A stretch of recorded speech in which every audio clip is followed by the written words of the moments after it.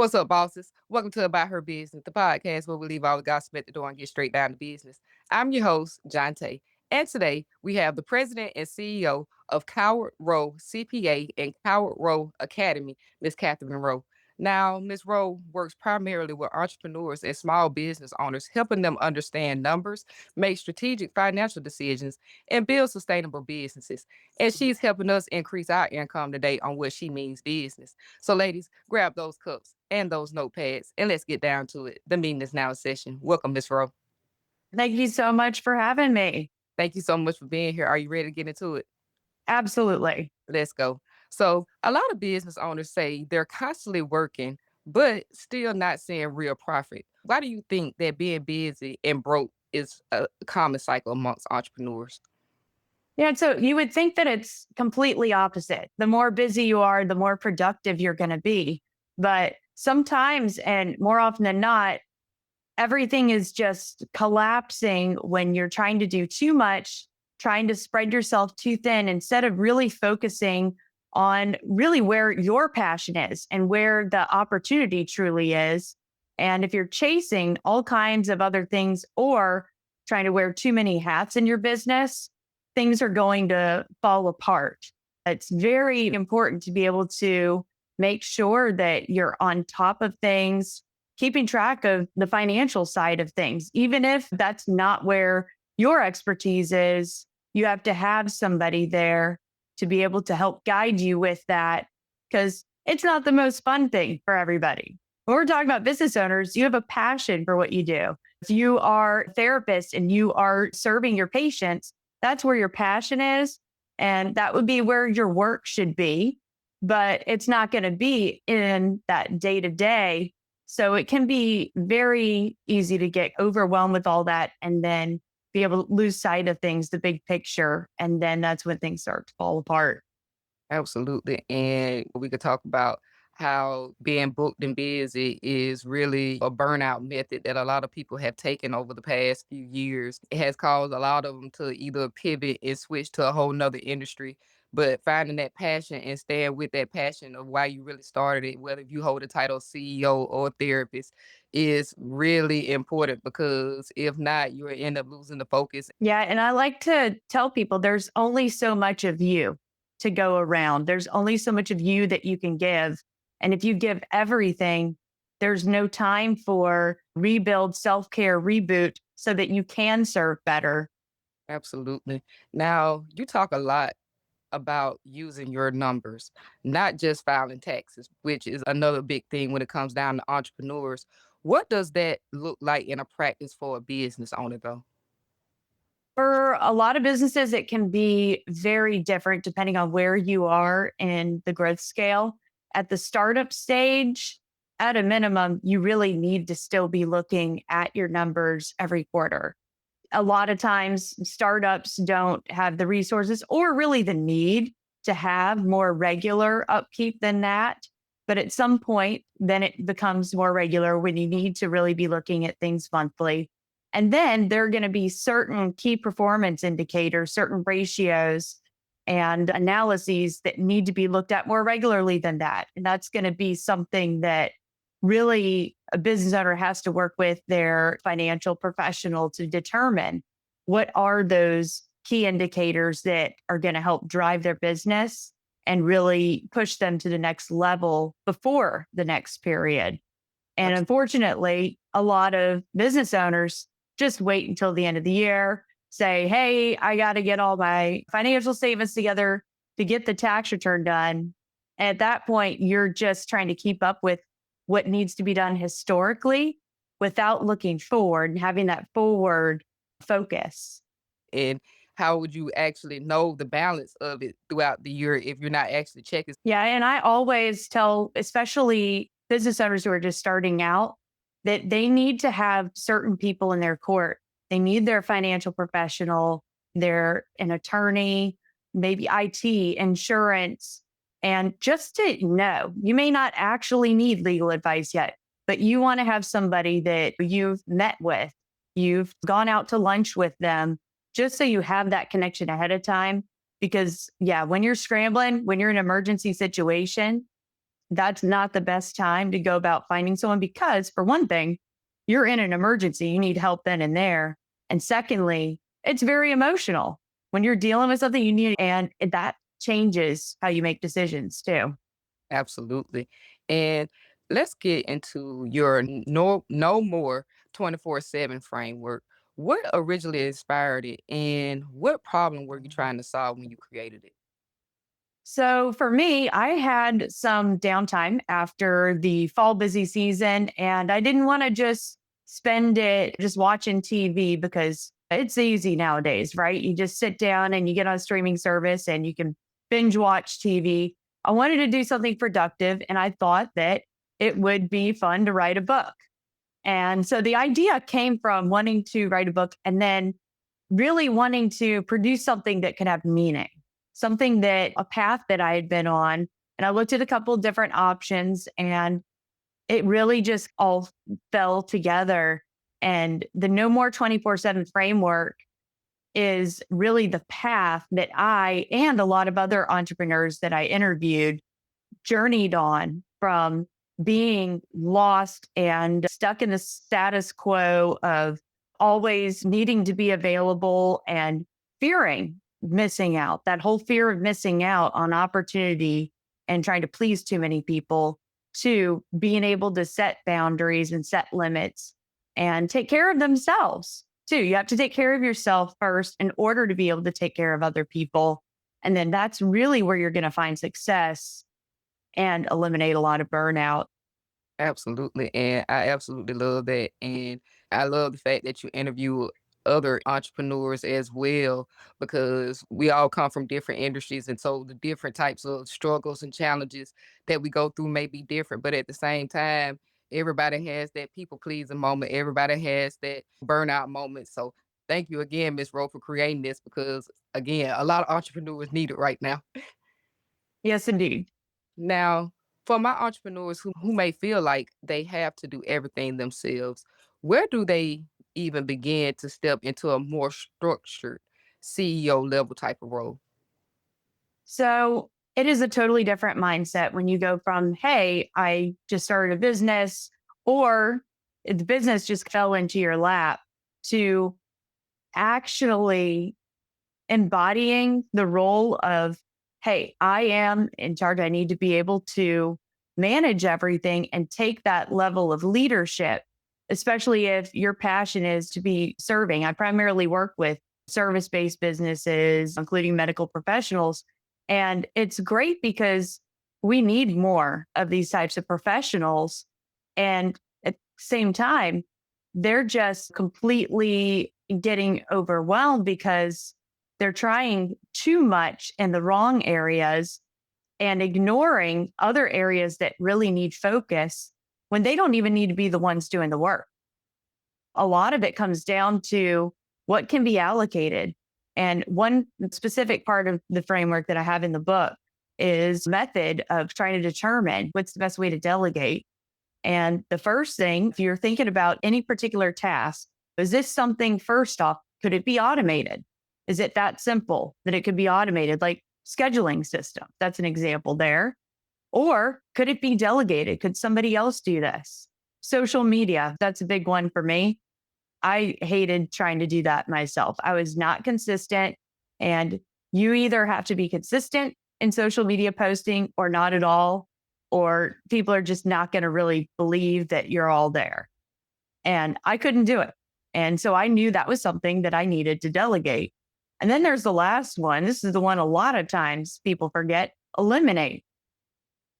Are you doing something that doesn't even need to be done? Can we get rid of a process? Are we duplicating things? So many times in the administrative role, you're duplicating something. You don't even think about it because you're just trying so hard with everything. And it just takes a second to step back and think on a Ab- per task level. Yeah.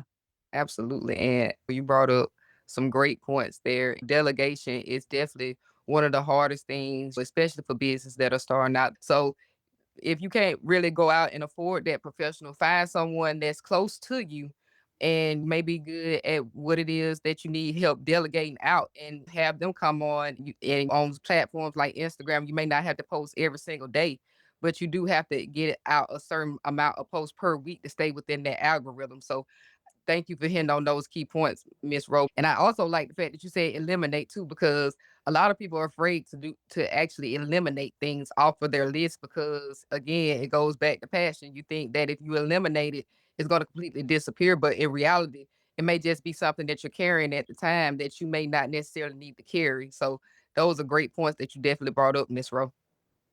Thank you. Now, how do systems and financial strategy work together to create a business that doesn't rely on the owner being involved every single second? In order to not be involved every single second, there have to be other people involved or automations in place for different processes, what we just talked about. But you're going to want to make sure that there are certain areas where you have to just suck it up and get it done. And there's some areas where sometimes the professional is costly, but you've got to have it. You got to have a good accountant. You got to have a good lawyer when you need one. You got to have insurance. Yeah, there's no one should start a business first and foremost without having insurance. That's number one thing that I go by. But then there are a lot of smaller things that I don't want to disregard professionals in some of those areas like social media. It can be done or it can be done very well. It's like making a music video. You could set it up in your backyard and have a music video, or you could hire a professional crew that works with superstars and you can see the difference in quality. But sometimes it's just a matter of having something when you're in that startup mode. So while having big social media manager is a great thing as you grow, and then you can tell when a company's bigger and that's where they're at. But just to have something, having a family member who just wants to have something to do and say that they're doing something, or even a college student in a lot of different majors, you can find a lot of different what you might need as far as on that administrative side. And college students are more than happy to do almost anything to get that internship on their resume. And that's a big goal for them. So, in a sense, that's helping someone else out and yourself at the same time.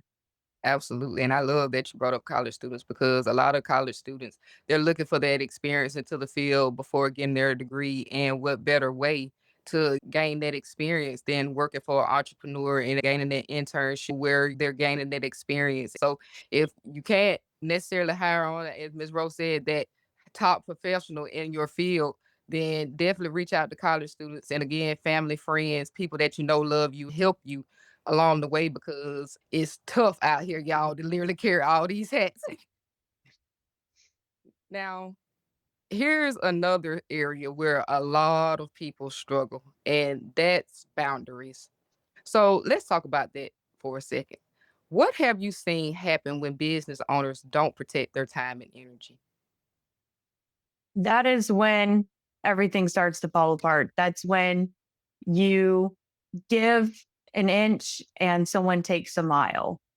Anytime that you want to do something a certain way and you stretch it a little for somebody, there no one's going to believe that you actually have a boundary unless you hold to it. If you say that, if your plan is that you're not taking meetings Friday afternoons, if you tell somebody just one time, they're still going to think that they can get that another time. And that's just a preference thing. But some business owners might have that preference that is just not what they want to do. They want to work on closing out the week, minor tasks, ease down emotionally into the weekend. And everyone, especially business owners, should have that choice. The whole reason you're not working 9 to 5, supposedly for somebody else, is so that you can have the freedom to make these decisions to work the best way that works for you and how you can best serve your clients. You got to be able to set some kind of limits for other people. And even still, once you set those limits for people, they need to be reminded. And that's the tough thing, because a lot of times business owners will say, okay, this is what I want to do. Nobody's going to meet your boundary unless you inform them. And then people learn. It takes time for people to learn. Once people are used to acting a certain way or expecting things a certain way, it takes time. And you have to not be afraid to remind people because a lot of times they're just going to be like, oh, I'm so sorry. I totally forgot. My bad. And if otherwise they're like, oh, screw you. You don't want to meet with me on Friday. You got to rethink that relationship too. So it comes with both sides. And the toughest one is really keeping that limits with yourself, holding yourself accountable for it, because that's where it's going to start. Absolutely. And that was perfectly explained because I was a person that would set a boundary. And next thing I know, I'm bringing it down because I felt bad, but it cost me in the end. So if you're definitely setting boundaries, especially as a CEO, a president, a founder, or if you hold any of those titles, you definitely need to have those boundaries in place because literally you having those boundaries in place is literally what sets the structure of your organization or business because they will take advantage of you if you allow them to. Absolutely. Now, on the flip side, what shifts when a person finally prioritize sustainability over hustle, in your opinion? I think it's tough to say because a lot of times everyone's expecting some level of instant gratification, some level of instant change. And that's just because of how technology is now and everything is constantly evolving, but it does take time. And I think that's the most important thing that people need to remember. When you implement a change, it takes time, it takes practice, it takes testing and readjusting because a change may not get you the result that you're going for. And you need time to realize that and then time to adjust and change the process. So I think also giving yourself that grace of knowing that you don't have to be perfect and expecting things not to be perfect the first time. If they somehow are with any given change, then that's great. Could be an anomaly, but to not expect that makes those moments even better. Absolutely, absolutely. And again, going back to social media, it has a lot of people thinking that they can just start something and it's going to make $1 million overnight when that's just not the reality for certain people. And even for the ones that may have gone viral and got $1 million overnight, ask them how long it took them to make another million because again, it was just something that was in the moment, not necessarily something they was building on sustainability. And they have to go back, pivot, rethink things. So if you're not making $1 million right now or making your dream money right now, don't feel bad. Just keep going because a lot of people like to see consistency. A lot of people like to do their research and make sure that you are maintaining in those hard moments where you're not going viral. So that's a great point to make. But social media, it kind of blinds people to the realness of what entrepreneurship really is. So don't give up on yourself just because you're seeing somebody else doing something a certain way. Yeah. And this might be an unpopular opinion, but that may not even be your goal. It's a lot of work to get up there. It's totally fine to have a smaller goal and just want to keep peace of mind, be able to not completely scale and just be some conglomerate, but to really be able to hone in on who you want to serve. Maybe you want to work half time and focus on a particular niche and be able to dedicate even more personal energy to that. So it all depends. And those goals can change over time too. It can switch. Absolutely. And that's another great point to make because that's not really everybody's goal to make $1 million. But at the same time, you have to stay true to why you started it, what your true beliefs is. And again, goals can change over time. Once you hit one goal or not hit that goal, you can always change goals. So I definitely love that you brought that up because a lot of people aren't out here necessarily, especially service based businesses, they're not necessarily looking for the money, they're just looking to help the community. So I definitely love that you brought up that aspect as well.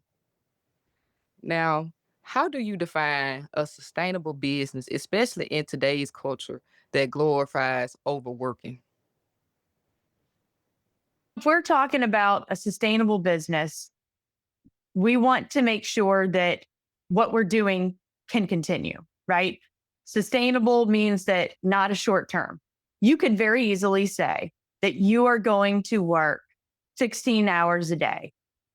Maybe you could do that for a week or two if you really had to. You had an end goal and it was your decision. It's not something that being forced upon you.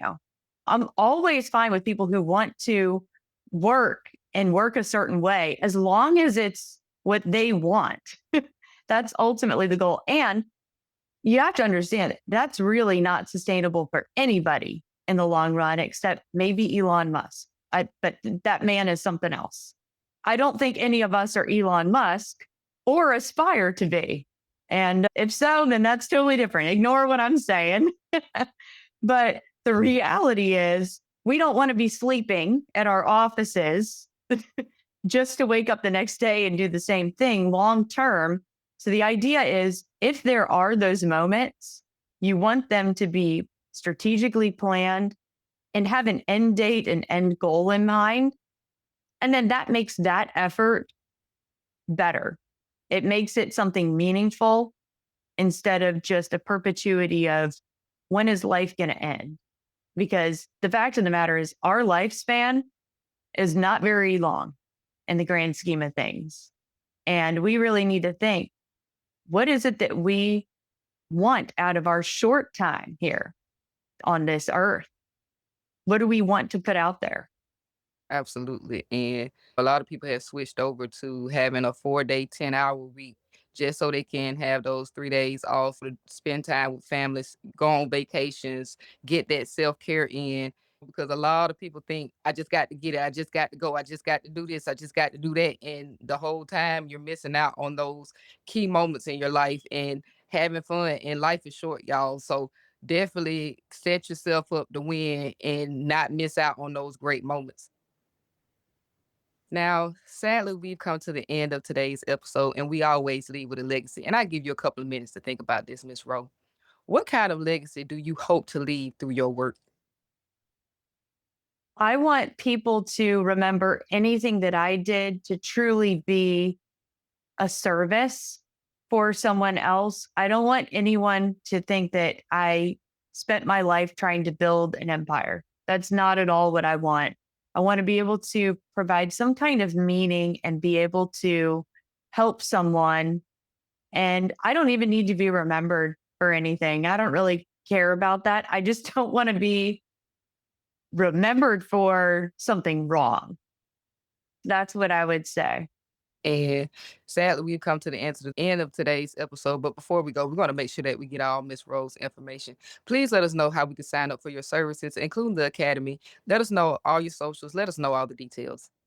Yeah, absolutely. If you go to my landing page, www.cowartrowe.com, that has a lot of the social media links and the links to both websites for both CPA and the Academy. And actually, the socials might be within there, but Cowart Rowe CPA. And then you can always find me by my name. But I would love to connect with anyone. And I'm always a fan to talk efficiency and financial literacy with anyone. Absolutely. And I will be leaving all that information down in the description box below. Any last words before we adjourn today's meeting, Miss Rowe? I would hope that everyone takes away, if there's anything, just think if there is one thing that stands out when you just close your eyes and think for a second that absolutely needs to be changed in the business first. Just pick one thing and then start to plot out a plan to just change one thing. And with that, ladies, today's meeting is now adjourned. Thanks again to the president and CEO of Cowart Rowe CPA and Cowart Rowe Academy, Miss Catherine Rowe, for coming on and sharing her insights. And you be sure to subscribe to About Her Business wherever you receive podcasts so you never miss whenever we upload. Also, leave me some comments down in the comment section on which industry you think I should interview next. Until next time, keep your goals tight, your circle tighter, and your bank account growing.